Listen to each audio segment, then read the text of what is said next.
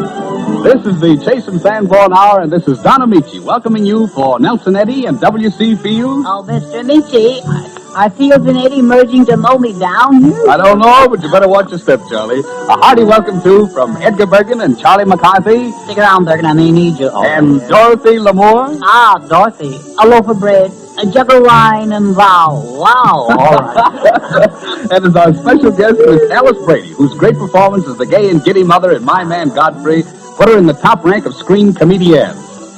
Yeah, I love funny actresses. Yeah, Charlie, but tonight Miss Brady is going to demonstrate for us her equally great dramatic ability. I love dramatic actresses. I guess you just love actresses, Charlie. Yeah, I guess We hope you'll enjoy our program, and that we can count all of you as our friends, and of course, friends of Chase and Sanborn Coffee. Yeah.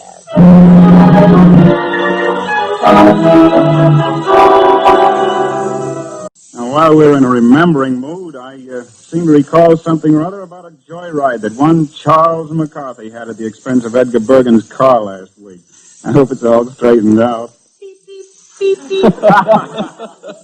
Well, here comes the McCarthy wrecking crew in person, and the best way to find out whether America's favorite bad boy is in serious trouble again is to question his pilot and guide.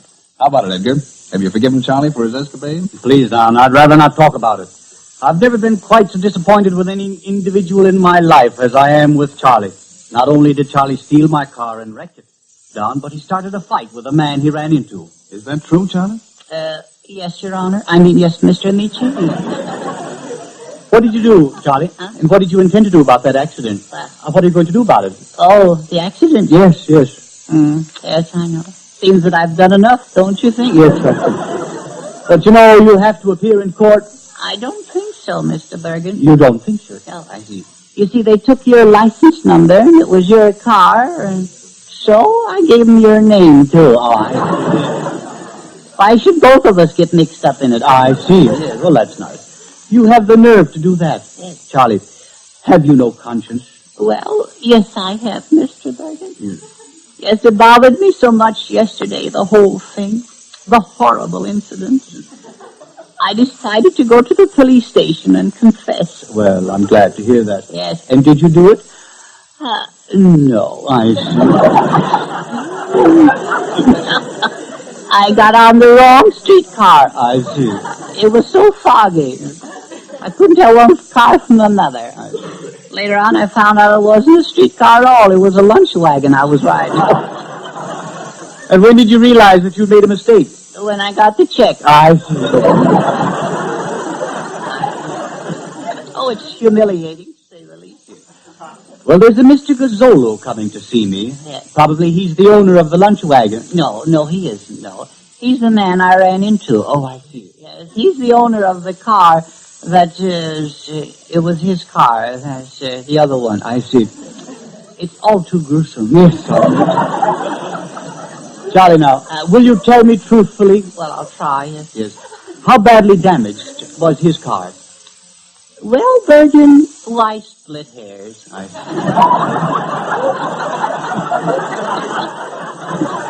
see. Junk is junk. I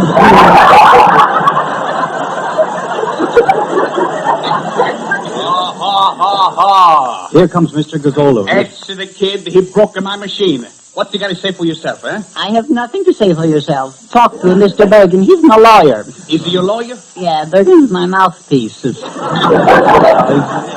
Well, shut up, your mouthpiece. Quite, Bergen. All right. Listen, I got to get the paid. That's all I want to know. Yeah. Mr. Gazzolo, believe me, I shall see that you are reimbursed. That's no good. I got to have the money. Well, what kind of a car were you driving? Well, if you put the pieces together, she was a 5-passenger sardine. That's what it looked like when I got through. Yeah. A sardine can. Yeah. It was a fish cart. All right. Shut up your face, you. You talk a lot, you say nothing. Would you mind telling me just exactly what happened, Mr. Gazzolo? Well, I was a driver along. My mind on my business. Is nobody around me for blocks? All of a sudden, Sacramento, California. Leave the geography out of it, will you? It's a crash of the glass. It's a blow the whistle. It's a push of the ambulance to bail. It's a great big crowd. It was a sellout, Bergen.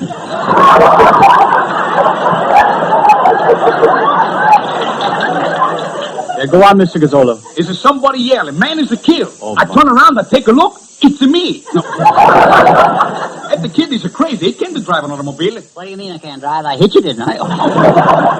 Listen, are you going to pay me or are you going to go to jail? Well, how much? You going to pay me $10 or are you going to get the 10 years in the jail? Oh, $1 a year, man, huh? Say, Bergen, can I talk to you for a minute? No, Charlie. No.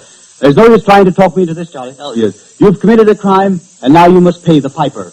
Oh, is Gazzolo a plumber? No. There's no use, Charlie. You'll have to suffer the consequences, that's all. Very well. So be it. If I must go to jail, I'll go. But before I go, I would like to make one last request. Yes. Oh, Professor Armbruster, would you play my favorite song? Any little last favor to make you happy, Charlie? Thank you, Bob. Thank you. That's it, see? End of a perfect day.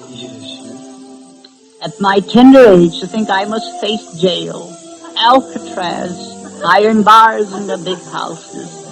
well, Charlie, maybe I can help you out. No. I have played the piper. Now I must commit the crime. What difference does it make where I go? Nobody really cares. After all, 10 years in jail isn't so long.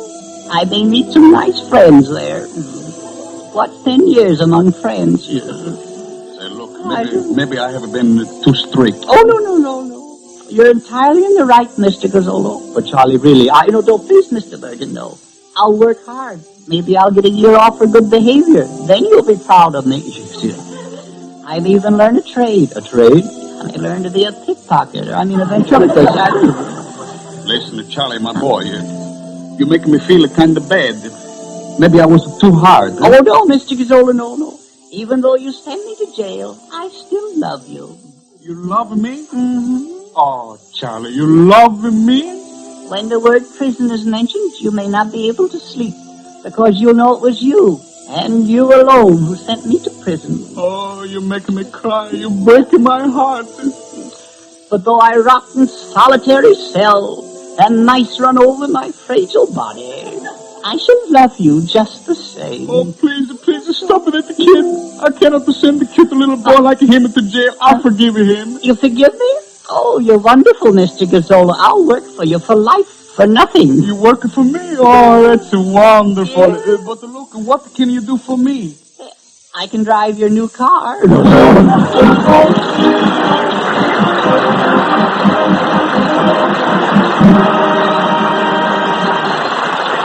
The house is haunted.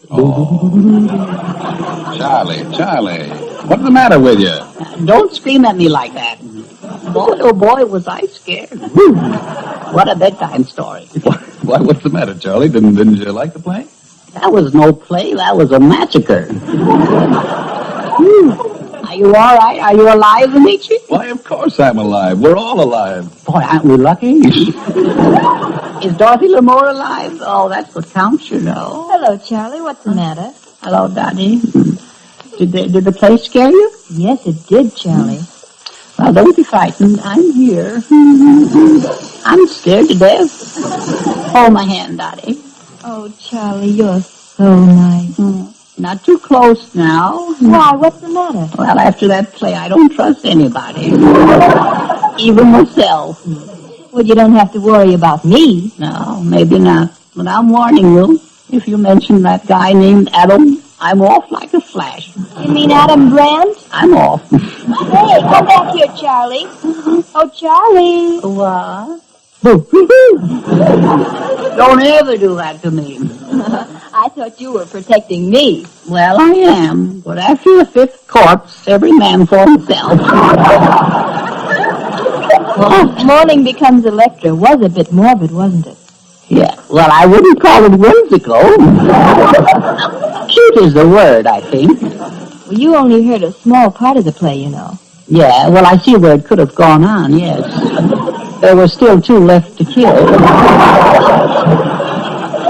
Warren took the quick way. It must be awful facing the electric chair. Yes, must be worse sitting in it, though. So why make mousetraps out of mole holes? It all happens so quick in the electric chair. It's just, and there you are. But where are you? Well, you aren't. Maybe I should have said, there you aren't.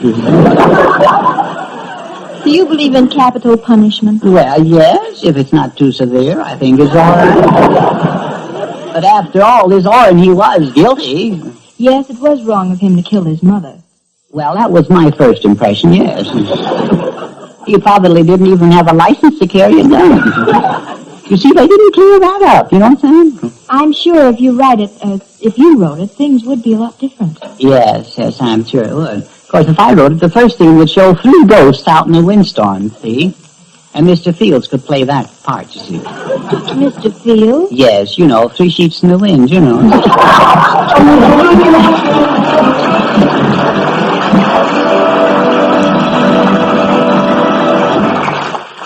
I mean, of course, W.C. Fields.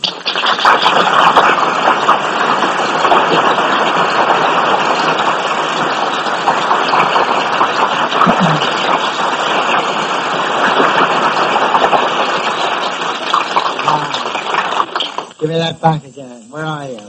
Well, First I thought you were talking about me, Don. how you feeling, Bill? Wait a minute. They got me all mixed up here. Oh, they have, huh? Yeah. Well, I feel like a June bride, Don. Like a June bride. well, how is that, Bill? I wonder.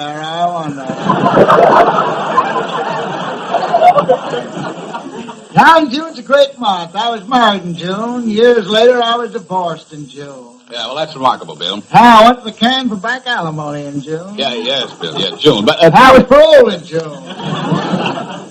June's a marvelous month with me, Don. yeah, I agree with you, Bill. But tell me, how do you like your new place up in the Bel Air Hills? It's very exclusive, isn't it? Oh, I don't know, Don. The garbage man seems very pleasant.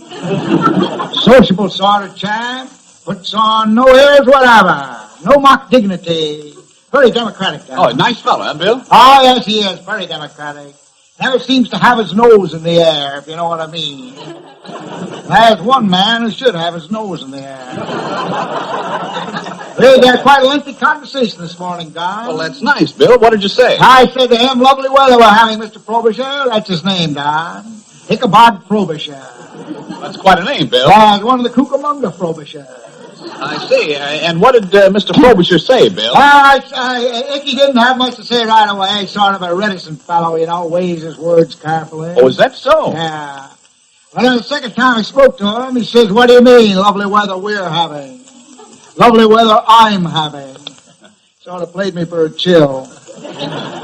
Sounds like an exclusive place you moved Oh, it's a into, very Bill. modest little place, Don. We have only one tennis court, one polo field, one beautiful baseball diamond. Baseball diamond? Boy, that must be quite a place, Bill. Oh, modest little place, Don. Only one skating rink.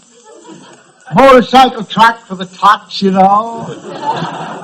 Little ski jump. What, Bill? A ski jump? Oh, yeah, we ski, Don. Did you say whiskey, Mr. Fields?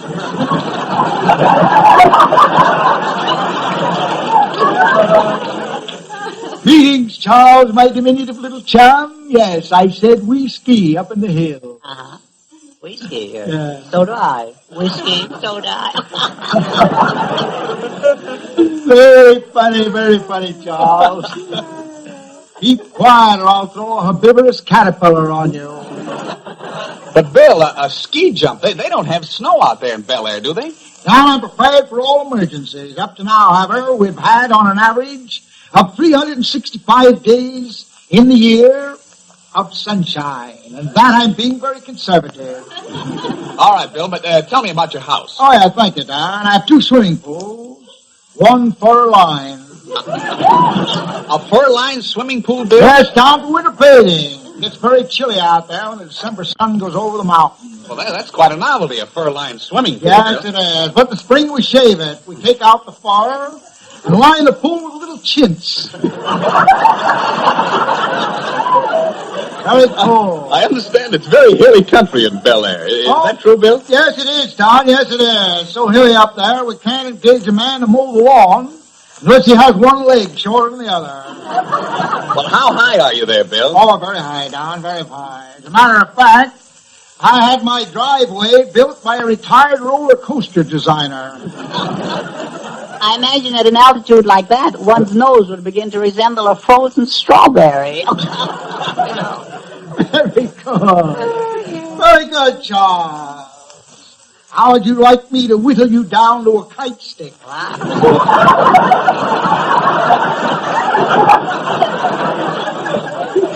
Bill, don't you find it hard to get the right kind of help up there? Oh, no, Don. The servant problem is very simple. I've got a butler who was a retired steeplejack. And a Swiss maid used to do a high wire act. But one of the 4 bounding McSlippermen. But they're right at home up there in the hills. Oh, I can understand that, Bill. Yeah, I lost my cook this morning, Don. Marvelous cook, too. An ex-parachute jumper. Oh, that's too bad, Bill. How did you lose him? Well, we sent to the village for 2 quarts of milk or something. I think I And he stepped off the back porch without his parachute. But the place has its advantages, too, Don. Advantages, Bill? Oh, yes. The bill collectors take one look at those long, winding roads and they decide to turn back to the office and write a letter instead. But there I have them again. The postman won't climb the hill to deliver the letters. Well, look, Bill, what do you do for amusement up there? Oh, amusement. We hunt, Don. What kind of game do you hunt? Oh, hunting we will go, hunting we will go. Voice again. Bill, what kind of game do you hunt? Oh, everything, Don. Everything from the laughing hyena to the ferocious pronghorn aardvark. Indigenous to the Himalayas, the high Andes and Malaya. Place is full of wild game, Don. Any snakes? Snakes galore. We have a plethora of snakes, Don, to say nothing of a paucity. Being male and female. Oh, it's beautiful to sit on the porch of Sunday and watch the little children across the street, rolling their hook snakes up and down the hill. One of Dr. Smun's children. Dr. Smun? Dr. Gitwar B. Smun. Fine old gentleman, Don. Surgeon who really loves his work. Makes a hobby of it. He is in his gayest mood whilst carving off the patient's leg. Maybe you've seen him in vaudeville, Don. Used to saw a woman in half. Yeah, but look, what about the animals, Bill? Oh, yeah, the woods are freighted with wild animals of every kind. My dear neighbor in the rear, Mr. Cuppy, used to be a bear in Wall Street. His son, Mr. T. Shrewsbury Cuppy Jr., is a cub reporter. A skunk ran across the lawn the other day. A skunk? Did you shoot him, Bill? I was in my reading room, shaving. I didn't ever come there, neither.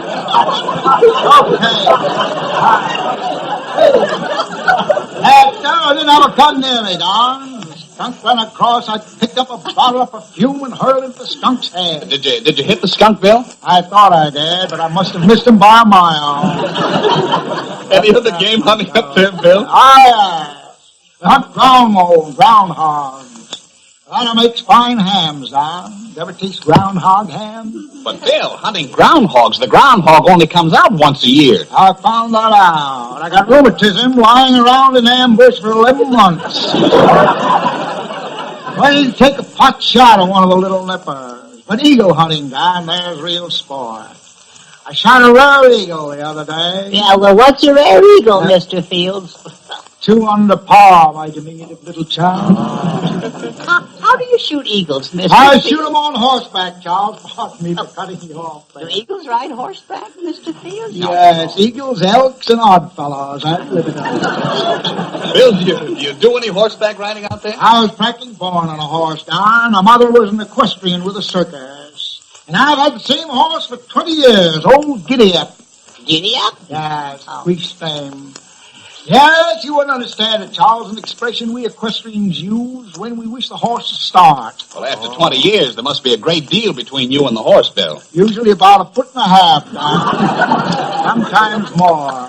Mr. Fields, when you were riding, Go ahead. did you ever catch a brass ring? What's that? I said, you ever catch a brass ring when you go riding? Oh, sensational, Charles. Yeah. Very good. He's a cute little fellow, isn't he, Don? I think so. I still think so. Admit to it, eh? Charles, I've seen better heads on umbrellas than yours. That boy could wear a pencil sharpener for a hat. Now, Wait a minute, Bill. Dorothy Lamour has a word to say to you. Oh, Dorothy. Hello, Bill. I just wanted to tell you what a grand time I had at your place the other day. Oh. Those dogs of yours are really wonderful. Oh, yeah, they're getting much better, dear, since I've been wearing the house slippers. No, I mean that bloodhound of yours. Oh, yes, he isn't a bloodhound anymore, dear. Since you saw him last, he's developed pernicious anemia. I like the brown dog, too. He seemed to be a very good watchdog. Oh, he's a wonderful dog, dear. Yes, sir, he goes outside and if he sees if anybody's there. He returns and scratches the door. What is he? Huh? What is he, a police dog? No more. Just a little stool pigeon there. Well, you like my dogs, eh? All except your dachshund. Oh, Dashman, very nice little dog. 3 dogs long and a half a dog high. Why do you like him, Dorothy? He bit me. What, he bit you? My man Lush probably forgot to feed him. So I bit you, eh? Yes. I was standing with my back to your gate, admiring the beautiful hills, when I stooped over to pick up my handkerchief. Oh, why don't you call me, dear? I would have picked it up for you. Remember, Dorothy, the days of chivalry are not over. Well, when I was stooping over with my back turned, your little dachshund came running out and sank his teeth into my limb just below the calf. Oh, you're stooping over picking up your handkerchief, dear? Yes, Bill. Car. But you were rather fortunate, dear. It wasn't my Newfoundland dog that bit you.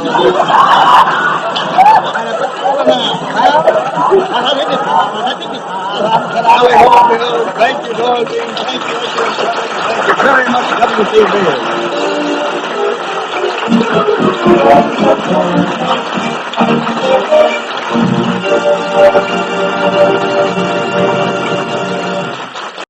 Well, Nelson, you know the old proverb, one good turn deserves an encore. Oh, Don, of all people to be quoting proverbs, I know some, too. Oh, hello, Alice.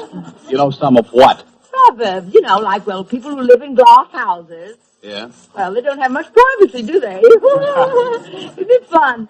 I know another one, too. Yeah, but, Alice, you see, Nelson Eddy is ready to sing another song. Oh, of course, Mr. Eddy. May I compliment you on your marvelous voice? You may. Thank you, Miss Brady. Oh, not at all. Why don't you just call me Alice? Much more chummy, I think. Don't you like to be chummy? Of course I do, Alice. And you can call me Nelson. Yeah, you can call me when this thing's over.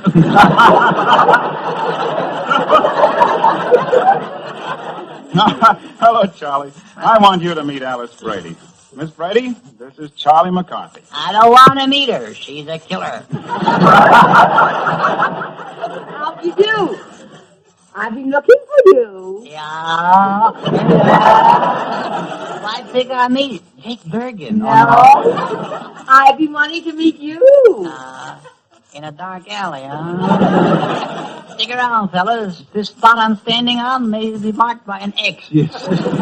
Charlie, you find me hard to approach. It's not the approach I'm worrying about, it's the getaway. Mark McCarthy, always joking, I hope. Yes. Charlie's a great kidder. Well, I'll be getting into my song. Oh, your song? Oh, yes, of course, I have such a bad memory. You know, Nelson, I think your voice is just too. Yes? Well, it's just too. You know what I mean. Yeah, we know what you mean. Do you know what you mean? Mark McCarthy, isn't he cute? Or is he? Now, Nelson, I'm just dying to know what your next number will be. Aren't we all? I know how tense a singer is before he's ready to sing. You know, I sing. Uh-oh. I knew no good would come of this, Really, Nelson. My instructor was grand. He had so much patience. You know, it must be very trying on an instructor when a pupil is just beginning. Yes, those primary steps are quite boring. I suppose he began by teaching you to breathe. Be silly, Nelson. I always knew how to breathe. You know, that divine man spent an entire afternoon with me while I ran up and down one scale. I just never seemed to could get it right. Were you a little flat? Oh, that doesn't make any difference. I always paid in advance. Well, are you what one might call a finished singer? Oh, well, that's what people say, but you can't discourage me. In fact, just the other day I gave a recital, and I invited a lot of people to prove how well I sang. And they heard you sing? No. I made the terrible mistake of serving refreshments first. Oh, that is too bad. Well, but it doesn't discourage me, Nelson. And I've just been thinking, wouldn't it be nice for us to sing a duet sometime? Maybe now. Yes, it would be nice sometime. Well, maybe now. Well, tell me, Alice, can you say this? Rititita-lora, Laura, latititita-lora, Laura Lee. Woo, there you go again. I always want to play games.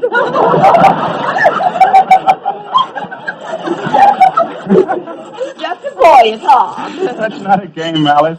Those are the words in my next song. And if you really want to make it a duet, you'll have to say Rititita-lora, Laura, latititita-lora, Laura Lee. Well, I think you just better make it a solo, and I'll listen.